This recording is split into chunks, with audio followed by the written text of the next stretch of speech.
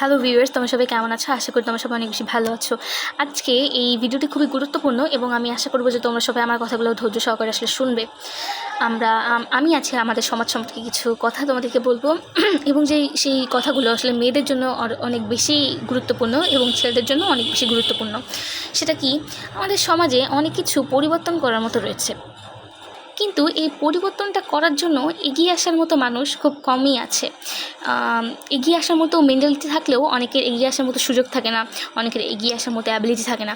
তো আজকে আমি সেই সম্পর্কে তোমাদেরকে বলতে চলেছি। আমরা আমাদের মেয়েদের অনেক বিষয় আসলে কি বলবো, যে আমরা মেয়েরা আসলে অনেক বিষয়ের বঞ্চনা স্বীকার করে থাকি। সেটা কেমন? যেমন আমরা যদি পাবলিক বাসে উঠে থাকি তাহলে আমরা অনেক শারীরিক নির্যাতনের শিকার হয়ে থাকি। যদি আমরা আমাদের সমাজে থাকি, যেমন একজন ডিভোর্সি মহিলা এবং একজন যাদের ডিভোর্স হয়ে গেছে এরকম একজন মহিলা এবং এরকম একজন পুরুষ সম্পর্কে যদি আমরা বলে থাকি, তাহলে কিন্তু সেই পুরুষটা সম্পর্কে সেরকম নেগেটিভ কোনো মন্তব্য পাওয়া যায় না, কিন্তু সেই মহিলাটা সম্পর্কে অনেক বেশি নেগেটিভ মন্তব্য পাওয়া যায়, ইত্যাদি ইত্যাদি। এবং আমরা কিন্তু একজন মেয়ে হয়ে আরেকজন মেয়ের নিন্দা করে থাকি।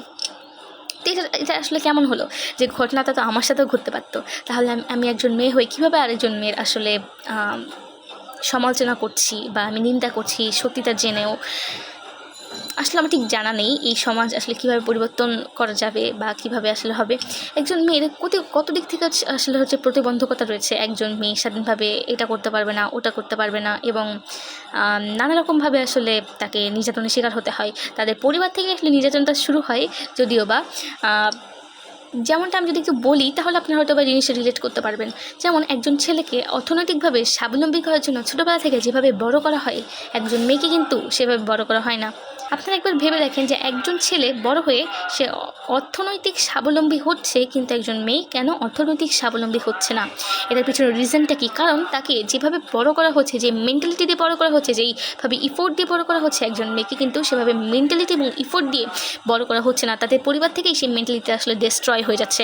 অনেকে আমাদের বড় ভাইরা থেকে থাকেন, বড় মামারা থেকে থাকেন, বড় গার্জিয়ানরা থেকে থাকেন, তারা অনেক বিষয় বোঝে না। কারণ কি, তারা অনেক বিষয় না বুঝে তারা কিন্তু আমাদের অনেকভাবে আসলে কি বলবো, আমাদের প্রতিবন্ধকতা সৃষ্টি করছে। যেমন একজন যদি জাহাঙ্গীরনগর ইউনিভার্সিটি সম্পর্কে যদি আসলে একটু বলে থাকি, তো সেটা যদি আমি আমার সিনিয়রদের থেকে যেটা শুনেছি আমার পরিবারে, তো তারা বলছে আসলে জাহাঙ্গীরনগর ইউনিভার্সিটিতে এমন ভালো না, মেয়েদের জন্য হ্যান ত্যান ইত্যাদি ইত্যাদি।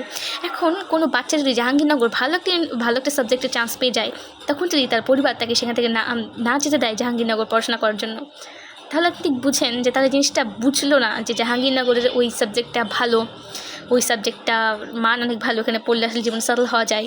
তারা জানলো না, যে তারা শুধুমাত্র জানলো যে জাহাঙ্গীরনগর ইউনিভার্সিটিটা খারাপ এবং সেখানে তারা যেতে দিল না। তাহলে তারা কী করলো, যে তারা না বুঝে না শুনে একজন মেয়ের জীবনটা একদম নষ্ট করে দিল। তাহলে আসলে কি হলো? জাহাঙ্গীরনগরের আগের কন্ডিশন সম্পর্কে আমি আসলে জানি না, কিন্তু বর্তমান কিন্তু ইউনিভার্সিটি অনেক বেশি ভালো এবং পরিবেশ মোটামুটি ভালো, আমি যতটুকু জানি। তো তারা কিন্তু না জেনে অনেক কিছু আসলে বলে ফেলে। তাদের দৃষ্টি থেকে দেখে আসলে অনেক কিছু বলে ফেলে। তো এই যে আসলে নারী উন্নয়নের যে বিষয়টা, যে নারীদের যে উন্নতির যে বিষয়টা, এটা আসলে পরিবর্তন করার মতো অনেক কিছুই রয়েছে।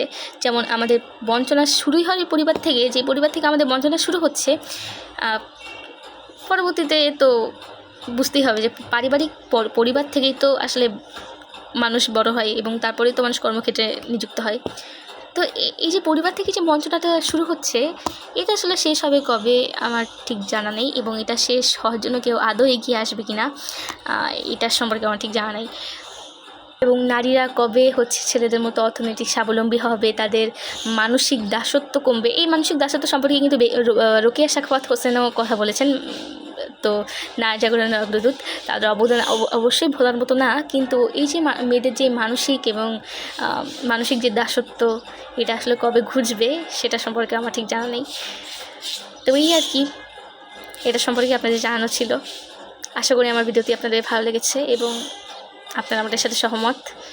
যদি না হন, অবশ্যই আমাকে মেসেজে জানাতে পারেন যে কোন বিষয়টি আপনারা সহমত পোষণ করছেন না। আল্লাহ হাফেজ।